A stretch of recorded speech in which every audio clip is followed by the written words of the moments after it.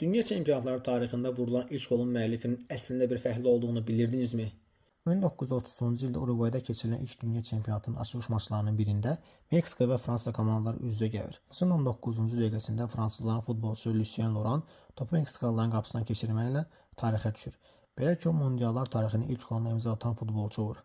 Maçın sonunda Fransa millisi 4-1 hesabı qələbə ilə başa vurur. O dövrdə həvəskar futbolçu olan Laurent dolanışığını təmin etmək üçün avtomobil istehsalçısı Peugeot şirkətində fəhlə kimi çalışırdı.